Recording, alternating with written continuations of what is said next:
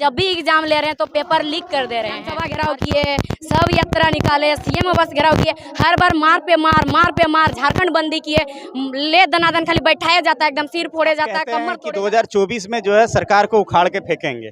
बिल्कुल। क्या चुनाव लड़ना इतना आसान है? नमस्कार, जोहार। इस वक्त मैं मौजूद हूँ ईचागढ़ विधानसभा नहीं, कोल्हान क्षेत्र।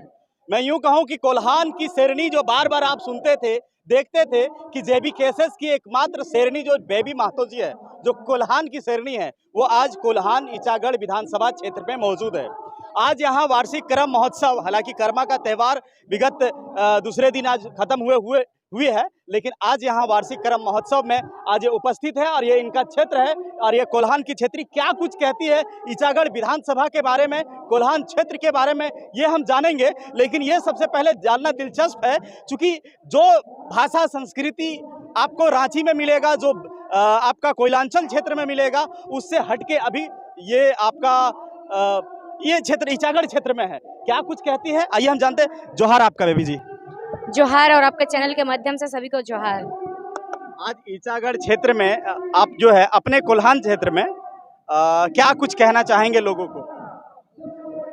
यही कहना चाहेंगे कि जितना हमारा संस्कृति, हमारा परंपरा है, इसको बचा के रखना है, क्योंकि लोग अभी का जनरेशन में क्या होता है, सब पढ़ाई लिखाई करते हैं, पढ़ रहे हैं, लिख रहे हैं और फिर बाहर जा रहे हैं पढ़ने, और आने के बाद अपना मतलब रूप रंग पूरा रुतबा पूरा बदल दे रहे हैं। माना कि वो एजुकेटेड हो रहे हैं, पढ़ रहे हैं, लिख रहे हैं ज़्यादा, तो लेकिन पढ़ना लिखना इसका मतलब ये नहीं कि अपना अस्तित्व को भूल जाना। पढ़ने लिखने का मतलब पढ़ो, लिखो और समझो, और समझने के बाद अपना जो अस्तित्व, अपना धरोहर है, उसे भी बचाओ। पढ़ने का मतलब क्या है, पहले जितने हमारे पुरखे लोग थे वो लोग पढ़े लिखे नहीं थे, लेकिन वो लोग पूरी अच्छी तरह से अपना संस्कृति, अपना परंपरा को बचा के रखते थे और अपना जो धरोहर है, अपना झारखंड का अपना धरोहर, उसे भी संभाल के रखे थे। देखिए, आप इस कोल्हान की क्षेत्र हैं और कोल्हान की शेरनी भी कहे जाते हैं। पूरे झारखंड में आप जो है पॉपुलर हैं, एक चर्चित चेहरा भी हैं। अभी मैं आ रहा था, चांडिल डैम आपका जो है स्वर्ण रेखा नदी से जो निकलती है वो नज़दीक है। पता चला कि यहाँ विस्थापन की एक बहुत बड़ी समस्या है। इस चीज़ को लेके आपने अब तक क्या कदम उठाए हैं? यहाँ पे विस्थापितों ने एक धरना प्रदर्शन किया था, उसमें मैं भी शामिल थी, आई थी वहाँ पे। और देखिए, ये वाला बहुत बड़ा दर्द है, क्योंकि मैं ज़्यादा कुछ तो विस्थापित के बारे में नहीं जानती हूँ, क्योंकि मेरा राजनगर प्रखंड पड़ता है, सरायकेला विधानसभा मेरा पड़ता है, ये ईचागढ़ विधानसभा है। लेकिन जो आंखों देखा देखती हूँ, न्यूज़ में जो चीज़ देखती हूँ कि यहाँ जब बारिश का मौसम आता है तो सबके घरों में पानी घुस जाता है, लोग पूरा इधर उधर होने लगते हैं, लोगों का रहने का जगह नहीं होता है, पूरा घर तक पूरा घुटना से ऊपर पानी रहता है। तो ये बहुत बड़ा समस्या है, क्योंकि देखने के लिए डैम तो इतना बड़ा बना दिया, लेकिन ना यहाँ के लोगों को बिजली का सुविधा दे रहा, ना पानी का सुविधा दे रहा, कुछ भी नहीं। और ऊपर से जब बारिश का मौसम आ रहा है तो परेशानी, ऊपर से परेशानी ही परेशानी। तो ये इससे बड़ा समस्या मुझे नहीं लगता। और बहुत यहाँ जैसे कि पार्क बना दिया, देखिएगा चांडिल डैम में। अरे पार्क बनाने से क्या फायदा है बताइए? पार्क बना रहे हैं, लाखों पैसा, करोड़ों पैसा कमा रहे हैं। सुनने में आया कि यहाँ पर हर साल करोड़ों का फंडिंग होता है कि जितना विस्थापित लोगों को मदद के लिए, लेकिन किसी को कोई मदद नहीं मिलता। मदद के लिए गुहार लगाते रहते हैं, लेकिन मदद नहीं मिलता किसी को। सब एकदम बरसात का सीजन में इतना बुरा स्थिति रहता है कि पूछने, एकदम बताने लायक नहीं है, इतना बुरा स्थिति रहता है। देखिए, आप इस क्षेत्र में हैं, यहाँ देखा जा रहा है कि यहाँ का जो मदर लैंग्वेज है वो बंगाली है। तो बंगाली लैंग्वेज क्या यहाँ का जो मदर लैंग्वेज है और जो भाषा संस्कृति की जो बात कर रहे हैं, उसमें क्या बंगाली शामिल है? देखिए, यहाँ का जो मदर लैंग्वेज है वो बंगाली नहीं है। बंगाली में होता अपनी रकी करचन, अपनी कोथाई जाचन, ऐसे होता है। मैं भी अच्छा से बंगाली नहीं बोल पाती हूँ। ये राढ़ भाषा है। राढ़ भाषा जो है, इसमें थोड़ा बंगाली मिक्स है, हल्का फुल्का है। आप बंगाल के किसी को जाके हम लोग का यहाँ का भाषा, यहाँ का लैंग्वेज जाके वहाँ बोल दीजिए, वो लोग सब बोलेगा, इनकार करेगा कि ये बंगाली भाषा नहीं है। इसमें कुड़माली मिक्स होता है, थोड़ा खोरठा भी मिक्स होता है, थोड़ा हल्का हिंदी मिक्स होता है और हल्का बंगाली भी, सब भाषा ये सब मिक्स होके ये भाषा, ये राढ़ भाषा है। इसमें क्या होता है ना कि अगर जिस इंसान में सहने का क्षमता नहीं है, राढ़ भाषा से उसको प्यार से भी बात कीजिए ना, गुस्सा जाएगा। ये बहुत राढ़ भाषा है, कठोर वाला भाषा है। इसीलिए आप लगता है पूरा कठोर नजर आता है। हाँ, इसीलिए शायद लगता होगा कठोर, क्योंकि ये हमारा भाषा ही ऐसे है। ऐसा ही है ना। हाँ। जैसे देखिए, अभी हम लोगों से बात भी कर रहे थे, चूंकि ये सभा में तो कुछ महिलाएं का मैंने, दीदी का भी देखे, छोटी छोटी बच्चियों का भी देखे।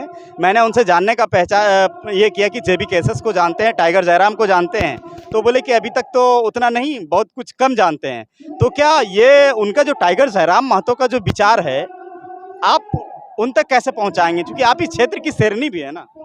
देखिए यही तो हम लोग कर रहे हैं, उन पर टाइगर दादा का विचार पहुंचाने का।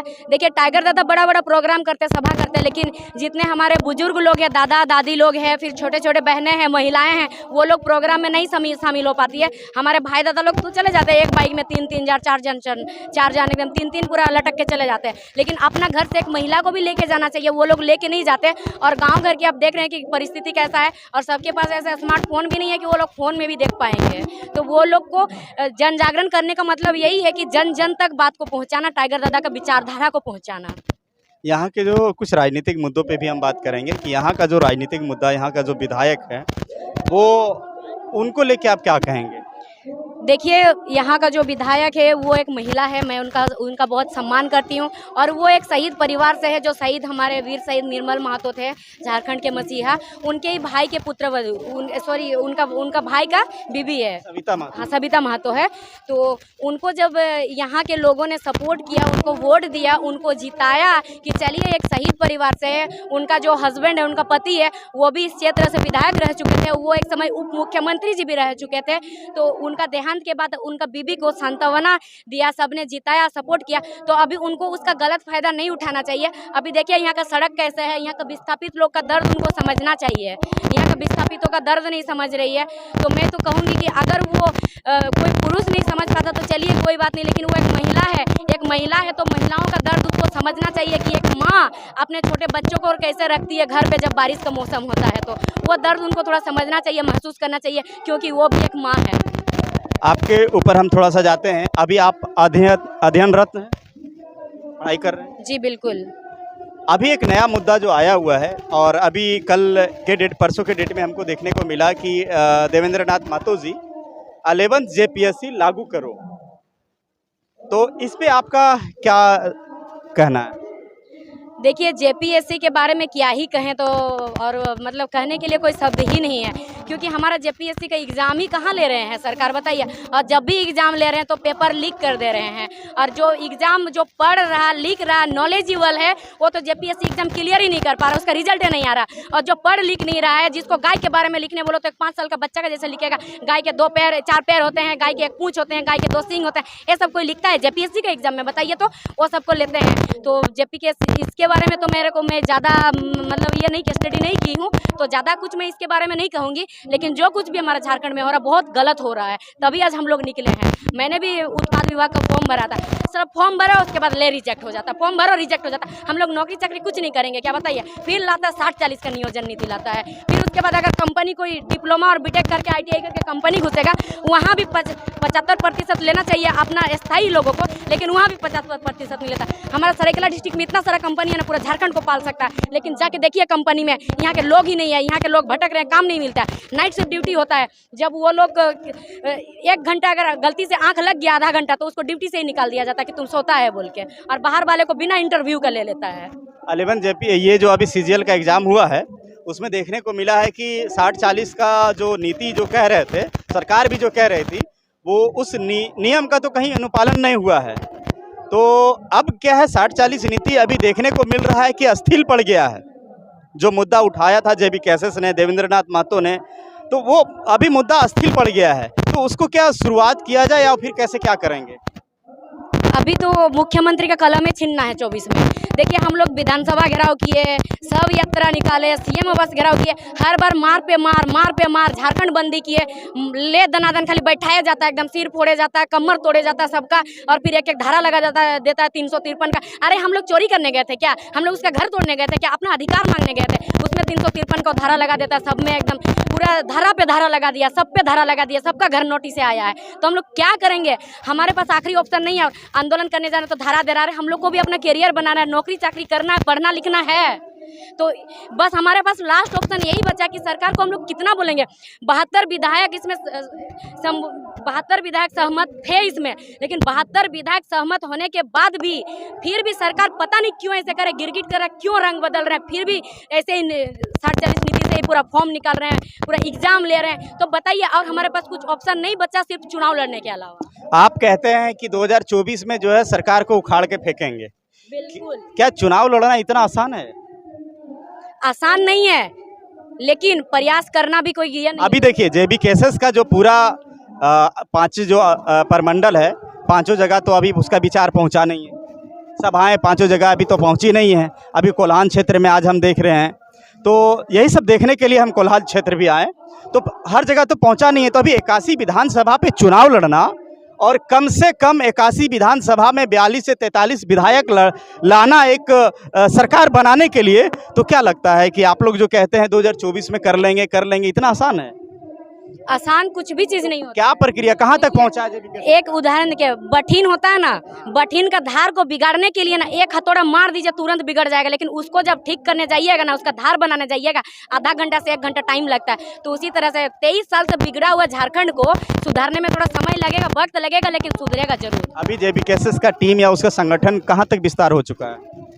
अभी पंचायत लेवल पे, प्रखंड लेवल पे विस्तार चल रहा है, हो रहा है अभी विस्तार। आपका कोल्हान क्षेत्र में? हमारा कोल्हान क्षेत्र तक अभी पहुंचा नहीं है। पूरा झारखंड के 24 जिला है, तो 24 जिला में अभी जिला वाइज, परमंडल वाइज किया जा रहा है ना, तो अभी समय लगेगा, थोड़ा लगेगा। जी बिल्कुल। अभी इधर चल रहा है? हाँ, प्रोसेस में है, इधर नहीं हुआ है, अभी इधर नहीं हुआ है। आखिरी सवाल हम जानना चाहेंगे, आज का जो करम महोत्सव था, वार्षिक करम महोत्सव, ये सभा से आपको, ये आम सभा से आपको क्या लगा? देखिए, पहले इस क्षेत्र में या फिर झारखंड में कहीं भी ऐसे करम का ऐसे सभा नहीं होता था, ऐसे करम महोत्सव नहीं मनाया जाता था। सिर्फ अपना अपना गांव में करम पर्व किया जाता था, तो संस्कृति हमारा लुप्त होता जा रहा था। ऐसे नाच गान इस तरह से धूमधाम से नहीं होता था, तो इसी से हमारा संस्कृति परंपरा धीरे धीरे लुप्त होता जाता था, और जो लोग आपस में जुड़ नहीं पाते थे एक दूसरे से।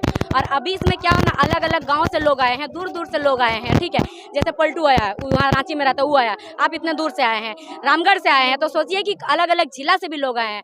देवेंद्र भैया आए हैं सिल्ली से, तो अलग अलग जिला से लोग आ रहे हैं यहाँ, तो आपस में सब मिल रहे हैं, एक दूसरे को समझ रहे हैं, एक दूसरे का विचार एक दूसरे के तक पहुँचा पा रहे हैं। धन्यवाद आपका, शुक्रिया। तो ये कोल्हान की शेरनी बेबी महतो जी थी, जिन्होंने अपने ही वही शेरनी अंदाज में जो भी सवाल मैंने करा, वो सवाल का जवाब दी।